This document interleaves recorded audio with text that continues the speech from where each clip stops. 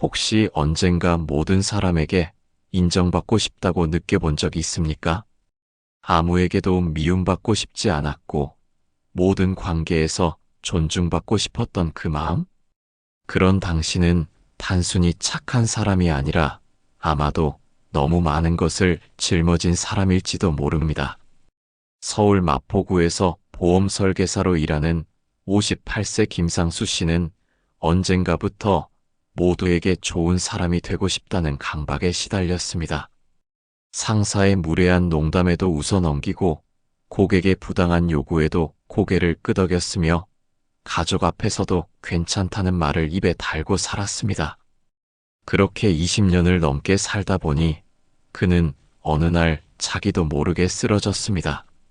병원 진단명은 시민성 탈진이었습니다. 존중받고 싶은 욕구는 인간의 본능입니다. 공동체에서 배척당하는 것은 곧 생존의 위협이었고 존중은 그 공동체 내에서의 생명줄이었기 때문입니다. 그러나 현대 사회에서는 이 욕구가 역설적인 딜레마를 만들어냅니다. 모든 사람에게 존중받으려는 마음이 오히려 당신을 존중받지 못하는 사람으로 만들 수 있다는 사실을 아시나요?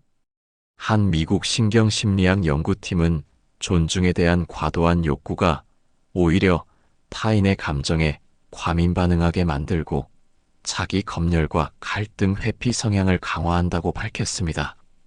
이것은 인간관계에서 당신을 더욱 지치게 만드는 역효과로 이어지죠.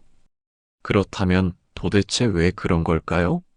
존중받고 싶은 우리의 마음이 왜 때로는 무시당하는 결과를 초래할까요?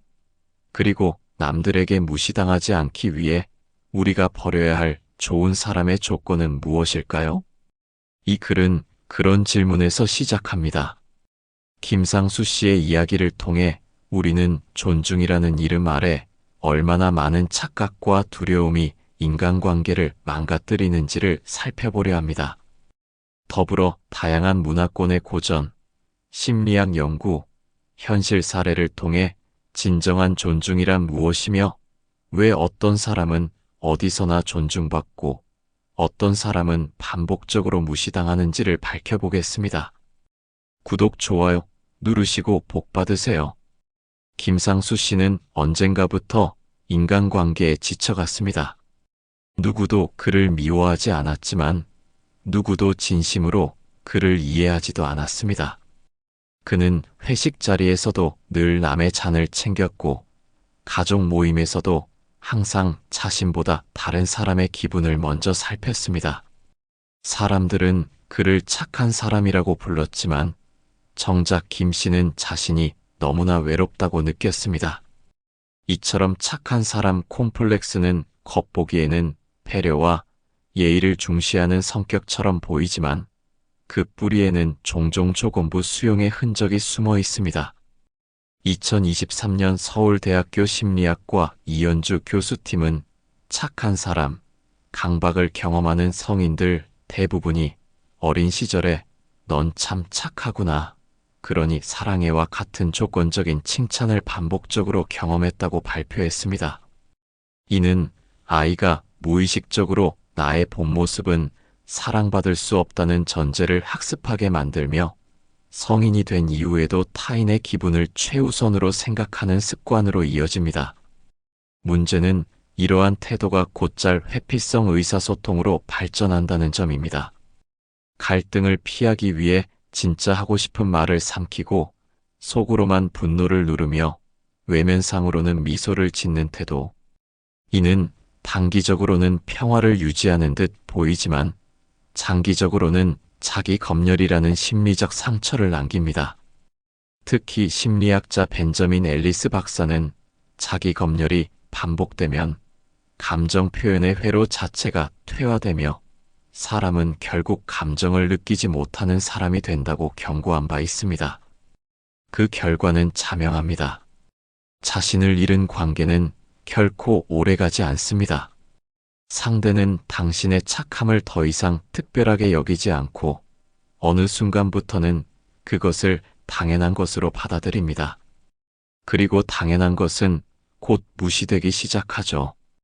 이러한 현상은 고대 그리스 신화에서도 흥미롭게 드러납니다. 니오베라는 여인이 있었습니다. 그녀는 신들에게 바칠 제물을 모두 다른 사람들에게 양보하며 헌신과 희생으로 신들의 사랑을 얻으려 했습니다. 그러나 그녀의 지나친 배려는 오히려 신들의 노여움을 샀고 결국 그녀는 아이들을 잃고 자신마저 돌로 변하는 형벌을 받게 됩니다.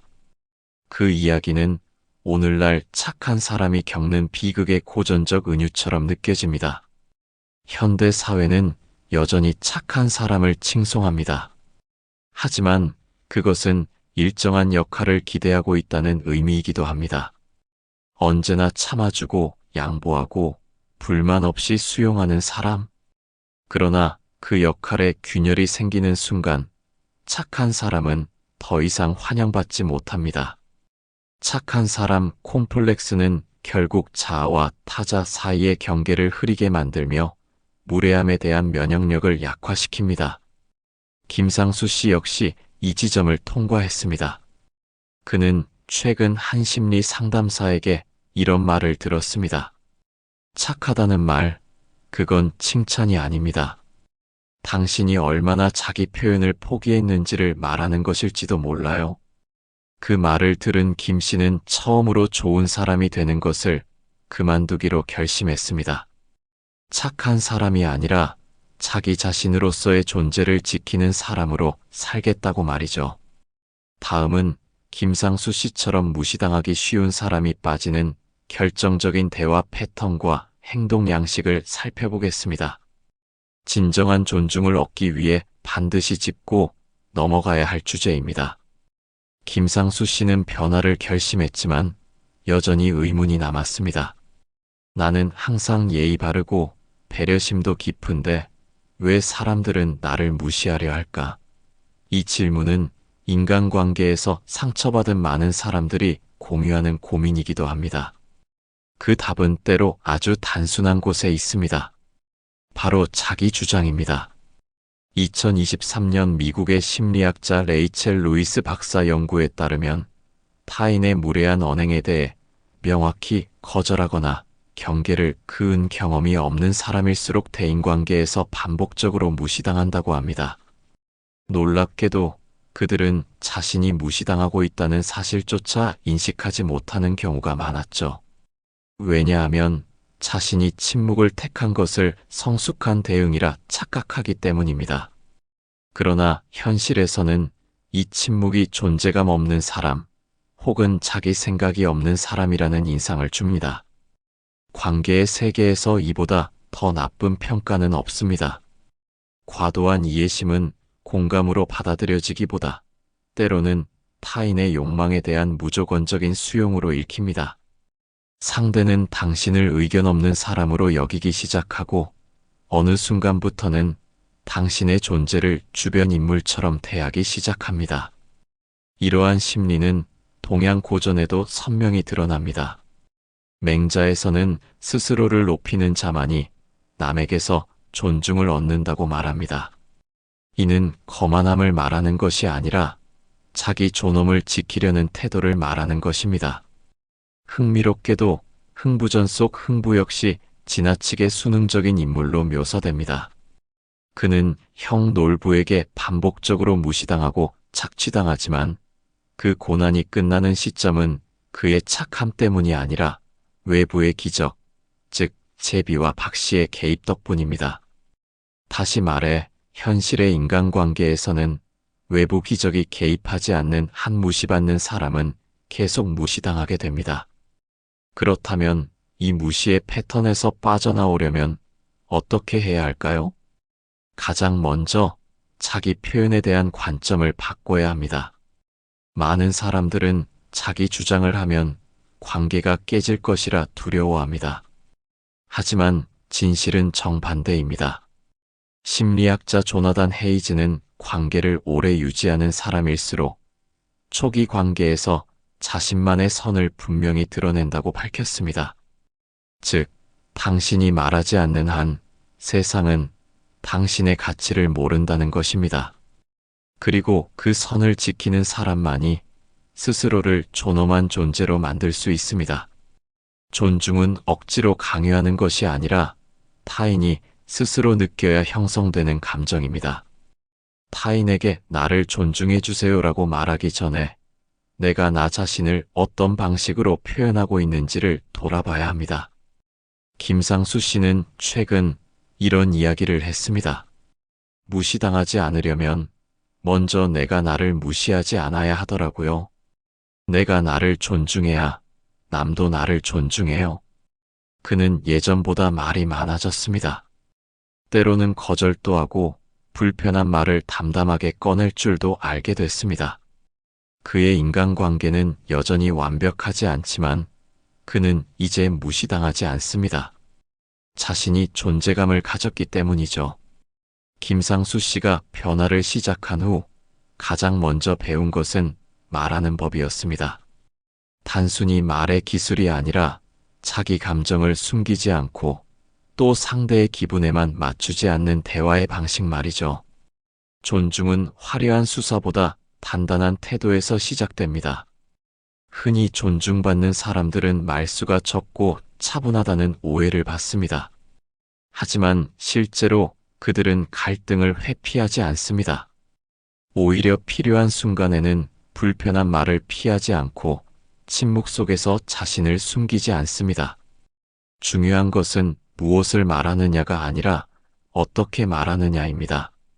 심리학자 존 고트만은 부부간의 대화를 분석한 결과 갈등을 건설적으로 풀어나가는 사람일수록 대화 초입에서 메시지를 사용하는 비율이 높다고 밝혔습니다.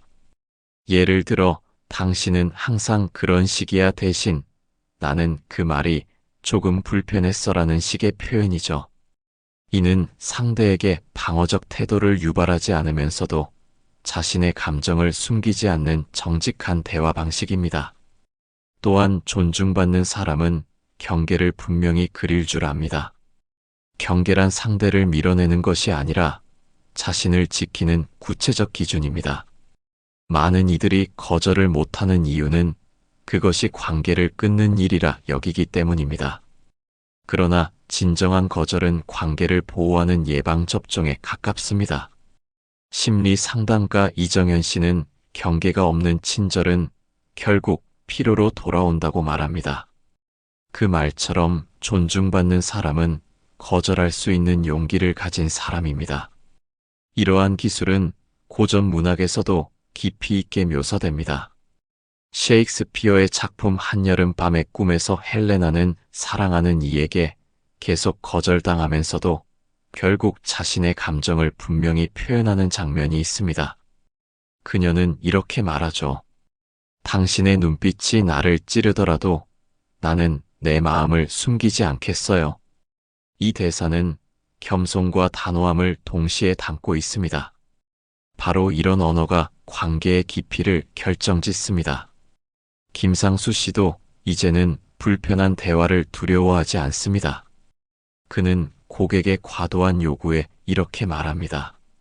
고객님의 요청은 이해하지만 이 범위는 제가 도와드릴 수 있는 선을 넘는 것 같습니다. 다른 대안을 같이 찾아볼 수 있을까요? 이 문장은 짧지만 명확합니다. 정중하지만 물러서지 않으며 존중을 강요하지 않고 끌어냅니다. 그리고 무엇보다 자신에 대한 존중을 바탕으로 상대를 대합니다. 말은 단순한 소통 수단이 아닙니다. 말은 경계이고 말은 선언이며 때로는 삶의 태도입니다. 존중받는 사람은 화려한 어휘보다 단단한 어조를 가졌고 회피보다 솔직한 침묵을 택하며 무엇보다 자기 감정의 주인이 되기를 선택합니다. 이제 우리는 존중이 단지 말의 기술이나 태도, 문제가 아니라는 것을 알게 되었습니다. 그것은 삶의 깊이에서 우러나는 신뢰의 문제입니다. 그리고 이 신뢰는 좌절을 통과한 사람만이 만들어낼 수 있는 것입니다. 김상수 씨는 자신이 변했다고 느끼기 시작한 순간 오히려 인간관계가 훨씬 편안해졌다고 말했습니다. 더 이상 나를 설명하지 않아도 되는 사람들만 남더라고요. 이 짧은 문장 속에는 인간관계의 핵심이 녹아 있습니다. 진짜 신뢰는 말에서 나오지 않습니다. 그것은 어떤 시간을 통과해왔는가에서 비롯됩니다. 심리학에서는 이를 좌절 면역력이라고 부릅니다. 하버드 대학교 긍정심리학 연구소는 2023년 좌절을 일정 수준 이상 경험한 사람일수록 타인에게 신뢰감을 주는 언어 사용 빈도가 높다고 발표했습니다. 이는 좌절을 겪으며 내면이 단단해진 사람만이 상대의 복잡한 감정을 조급하지 않게 받아들일 수 있음을 뜻합니다. 실패와 좌절은 단지 상처가 아닙니다. 그것은 관계에서의 깊이를 만드는 결정적 자원입니다. 이탈리아 피렌체 대학의 사회심리학 연구팀은 반복적으로 좌절을 피하려는 사람은 관계에서 비판을 회피하고 이는 갈등을 장기화시키며 오히려 불신을 키운다고 분석합니다. 반면 실망과 실패를 자연스러운 삶의 일부로 수용한 사람은 오히려 주변에게 편안함을 선사합니다. 그런 사람은 갈등 앞에서도 흔들리지 않고 감정의 굴곡을 자연스럽게 받아들이며 타인의 복잡한 서사를 묵묵히 들어줍니다. 이러한 태도는 아프리카의 전통 서사인 마하디와 시아 이야기에서도 잘 드러납니다. 시아는 남편 마하디의 죄로 인해 제국이 무너질 수 있다는 것을 알면서도 끝까지 남편을 지지하며 황실의 진실을 고백합니다. 이 이야기는 사랑의 관용뿐 아니라 좌절을 통과한 사람이 지닌 신뢰의 깊이를 보여주는 고전적 예시입니다. 시아는 자신의 존엄을 잃지 않으면서도 타인의 실수를 품는 방법을 알고 있었던 것입니다. 김상수 씨 역시 자신의 실패를 숨기지 않기로 마음먹었습니다. 처음에는 어색했지만 친구들에게 자신의 우울증 진단을 조심스레 말한 날, 그는 뜻밖의 반응을 받았습니다. 형이 그런 이야기까지 해주니까 왠지 나도 내 얘기하고 싶어지네. 그 순간 김 씨는 깨달았습니다. 내가 먼저 나의 부끄러움을 드러내는 것이 누군가가 나를 신뢰하게 만드는 시작이라는 것을요. 신뢰는 결국 진실된 실패의 언어에서 만들어집니다. 겉보기에 강하고 완벽한 사람보다 상처와 좌절을 인정하고도 흔들리지 않는 사람이야말로 가장 단단한 인간관계를 만들어냅니다. 그리고 바로 그런 사람들이 존중이라는 것을 말로 설명하지 않아도 삶의 태도로 증명해냅니다. 김상수 씨는 요즘 책을 읽기 시작했습니다. 예전에는 인간관계 기술이나 대화의 기술 같은 실용서만 찾아봤지만 요즘은 철학책이나 고전을 읽는 시간이 많아졌다고 했습니다. 그 이유는 단순합니다. 기술로 해결되지 않는 감정의 깊이가 있다는 걸 깨달았기 때문입니다. 그는 최근 노자의 한 구절에 마음이 멈췄다고 말했습니다. 높은 자는 낮은 자를 낮추지 않고 낮은 자는 스스로를 낮추지 않는다. 이 문장은 존중이란 위계가 아니라 존재의 태도에서 비롯된다는 사실을 말해줍니다. 노자의 철학은 존재 자체를 인정하는 무위의 존중을 강조합니다. 스스로 낮출 필요도 없고 남을 평가할 필요도 없다는 이 가르침은 지금 시대에도 유효합니다. 반면 맹자는 보다 적극적인 존중의 태도를 말합니다.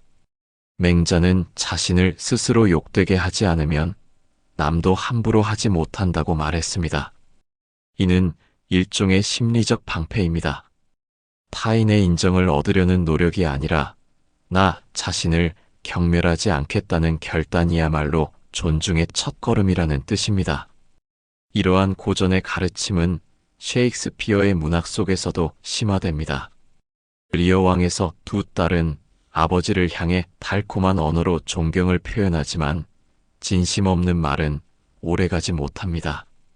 진심은 오히려 침묵 속에서 골리럴의 차분한 눈빛에서 드러납니다. 존중은 소음보다 고요 속에서 더 또렷이 드러납니다. 말보다 태도에서, 감정보다 일관성에서. 우리 고전 속에서도 흥미로운 사례가 있습니다. 흥부전에서는 겉으로 보기엔 착하고 희생적인 흥부가 오히려 무시당하며 살고 욕심 많고 이기적인 놀부가 세상에서 대접받는 듯 보입니다. 하지만 이야기의 결말은 단순하지 않습니다. 선한 사람도 자기 경계를 세워야 한다는 교훈이 감춰져 있습니다.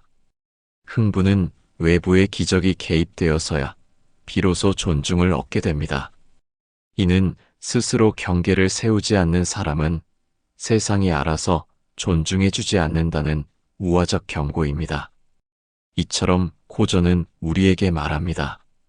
존중이란 타인의 반응이 아니라 나의 태도라는 것을, 그리고 그 태도는 단순히 목소리를 높이거나 강하게 말하는 것이 아니라 나를 일정하게 유지하는 힘에서 비롯된다는 것을요.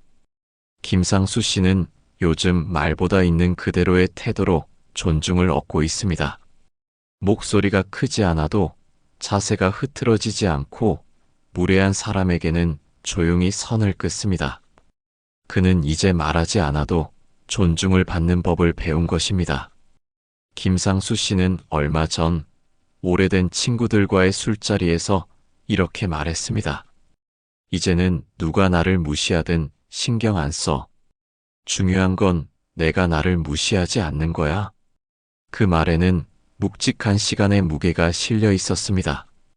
그는 이제 더 이상 모두에게 좋은 사람이 되려 하지 않습니다. 그 대신 자기 안의 진실에 충실한 사람이 되려 합니다.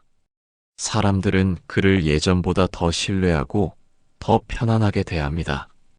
그가 억지 미소를 짓지 않기 때문입니다. 필요하면 거절하고 기쁘면 웃고 불편하면 표현합니다.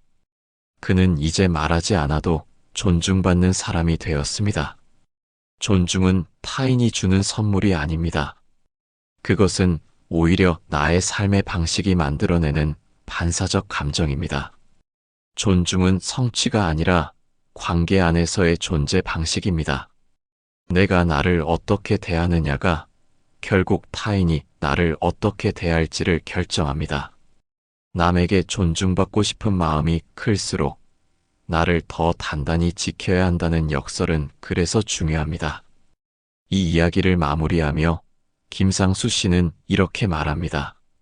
처음에는 모두에게 잘하려 했고 나중에는 몇몇에게만 인정받고 싶었는데 지금은 그냥 내가 나를 존중하면 그걸로 충분하다고 생각해요. 이 한 문장은 결국 우리 모두의 관계 여정을 요약합니다. 우리는 타인의 인정 속에서 정체성을 만들고 싶어 하지만 그 과정에서 가장 중요한 것을 놓치기 쉽습니다. 바로 자기 자신과의 관계입니다. 이제 우리는 질문을 바꿔야 합니다. 왜 나를 무시하지? 가 아니라 나는 나를 얼마나 존중하고 있는가? 이 질문에서부터 시작된 성찰은 결국 더 깊고 따뜻한 인간관계로 이어질 것입니다. 타인의 인정에 목매지 않고 자기 존엄을 지킬 수 있는 사람만이 비로소 진짜 존중을 받을 자격이 있는 사람이기 때문입니다. 김상수 씨의 이야기는 특별하면서도 보편적입니다. 우리 모두는 언젠가 그의 자리에 서 있었고 또 언젠가는 그의 여정을 따라가야 합니다. 존중은 타인의 문제가 아니라 나 자신과의 약속입니다. 오늘 이야기는 어떠셨습니까? 당신은 지금 스스로를 존중하고 계신가요?